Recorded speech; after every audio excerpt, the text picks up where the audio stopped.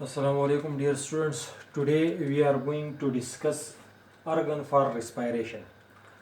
The second year biology first chapter,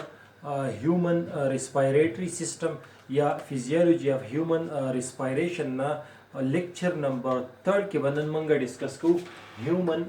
organ for respiration means दा introductive phase रवान दे chapter से कम दे actually मंगा discuss को human respiratory system या the physiology of human respiratory system خو ردی سره چې کوم لینک چیزونه دي کوم چې پاسبلی راتلی شي په MCQs کې یا MCQs پوینټ اف ویو سره امپورټنت دي نو هغه ور سره ډیسکس کوو نو په هغې کې نن یو ورکوټیشن ته کې ټاپک ارګنز فار ریسپایریشن means different organism دی په یونیورس کې نو په ټول ارګانیزم کې ریسپایریشن د لپاره ارګنز چې کوم دی هغه سیم نه وي لکه بعضې ارګانیزمز داسې دي چې هغه یونیسیلولر بعضې ارګانیزمز داسې دي چې هغه انورټیبریټس بعضې بیا ورټیبریټس په ورټیبریټس کې هم بیا ډفرنټ کیټیګریز دي څه چې دي هغه ایکویټیک څه ټیریسټریل دي او څه پکې داسې هم دي چې هغه ډوول نیچر دي مینس ایکویټیک موډ اف لایف هم دی او ایز ویل ایز ټیریسټریل موډ اف لایف هم دی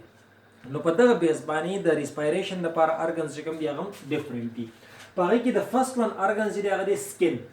اوس په سکن باندې دلته کې امپورټنټ پوینټ څه دی چې ارګن دا ارګن په کم ارګانیزم کې دی او د دې سره سره په دې ارګن چې کوم ریسپایریشن کېږي هغه ریسپایریشن ته نوم څه وایي نو دا درې واړه پوینټ چې کوم دي دا امپورټنټ دي د فرست ون سکن اوس هغه ریسپایریشن کوم چې کېږي تھرو سکن هغې ته وایي کیوټینیس ریسپایریشن Respiration which takes place through skin is called cutaneous respiration and such type of respiration is common in earthworm and frogs. اوس امپورټنٹ پوینټ دا دی چې فراګز چې کوم دي د اوبو کې هم اوسېږي مطلب تھرو ګلز هم ریسپایریشن کېږي فراګز چې کوم دي دا په وچو اوبو هم اوسېږي نو په دوی کې لنګز هم موجود دي خو تھرو سکن په فراګ کې ریسپایریشن هله کېږي چې کله فراګز په هایبرنیشن کې د دوی چې کوم هایبرنیشن پیریډ وي په وینټر سیزن کې په دغه ټایم کې ریسپایریشن په فراګز کې بیا کېږي تھرو سکن او such type of respiration is called cutaneous respiration. The next organ is trachea. اوس ریسپایریشن تھرو ټریکیا کوم ریسپایریشن چې د ټریکیا په ذریعه کېږي دغه ریسپایریشن ته وایي ټریکیولر ریسپایریشن which is common in insects او په insects چې کوم دی هغه راځي په فایلم ارتھوپوډس کې ارتھوپوډس چې کوم فایلم دی په هغې کې راځي انسیکټس نو په هغو کې چې کوم ریسپایریشن کېږي هغه ریسپایریشن ته وایي ټریکیولر ریسپایریشن د نیکسټ ون تھرډ ون ارګن چې کوم دی هغه دی ګلز په ګلز باندې چې کوم ریسپایریشن کېږي هغې ته وایي برانکیولر ریسپایریشن اټ از کامن ان فشز مینس هغه ارګانیزم چې هغه ټوټلی په ایکویټیک موډ اف لایف کې په اوبو کې اوسېږي نو په هغو کې کېږي تھرو ګلز او کوم ریسپایریشن چې په ګلز کېږي هغې ته وایي برانکیولر ریسپایریشن The next one is book lungs. اوس book lungs چې کوم دي دا specifically spongy book shaped soft organs دي کوم چې موندې کېږي په scorpion means لړم کې and spider په spider او scorpion کې book lungs موجودي د respiration لپاره نو دا true lungs نه دي نو that's why such type of respiration is called pseudo pulmonary respiration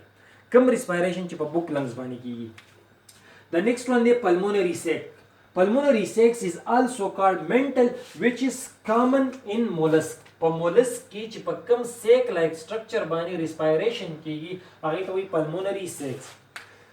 بیا دي lungs نو lungs چې دي هغه دا مخکې link point اوس lungs چې کوم دي هغه په ځای کې په human کې یا other higher vertebrates چې څومره هم دي په ټولو کې موجود دي lungs نو په لنګز باندې چې کوم ریسپایریشن کېږي هغه ریسپایریشن ته وایي پلمونري ریسپایریشن او موږ به دا په ډیټیل باندې ډسکس کوو سټرکچر اف لنګز او د دې سره اسوسییټډ چې کوم پارټ دی هغه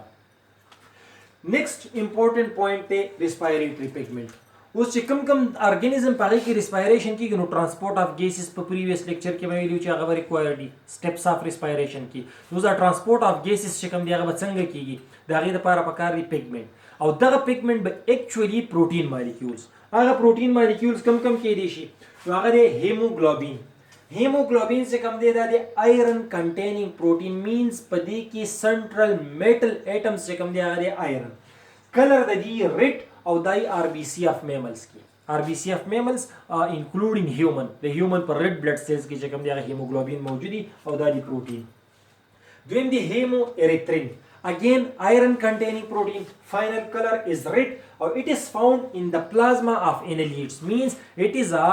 respiratory pigment in annelids. خو د دې سره سره په annelids کې یو بل respiratory pigment هم دی کوم ته شوی chlorochlorine. The next one دی hemocyanin. Hemocyanin was the copper containing protein means central metal atom is copper. Final color is blue and it is found in mollusk invertebrates. اوس په دې کې امپورټنٹ پوینټ دا دی چې هیموساینین دا څومره پیګمنټس چې ما دلته کې منشن کړل مالیکول یا پروتین په دې کې د ټولو نه زیات اکسیجن کیرینګ کیپیسټي دا د هیموساینین. یو هیموساینین مالیکول 96 اکسیجن چې کوم دی هغه په یو ټایم کیری کوي. اوس دلته کې هیموګلوبین چې کوم دی د کیری کوي صرف یو 4 اکسیجن. Sorry, hemoglobin carry 4 oxygen while hemocyanin is the largest protein which can carry 96 oxygen molecule. The next one is echinochrome, again iron containing protein. Final color is red and found in echinoderms. The next one is viridium which is found in the coelomic fluid of protocardates. کم سیلومیک کیویټی چې په هغه کې موجودي فلویډ هغه فلویډ ته وایي سیلومیک فلویډ او په دغه سیلومیک فلویډ کې چې کوم ریسپایریټري پیګمنټ دی هغه ریسپایریټري پیګمنټ ته وایي ویریډیم. په نیکسټ لیکچر کې به انشاءالله په ډیټیل باندې موږ هیومن ریسپایریټري سیستم چې کوم دی هغه شروع کوو د کنډکټینګ زون نه. تھینک یو.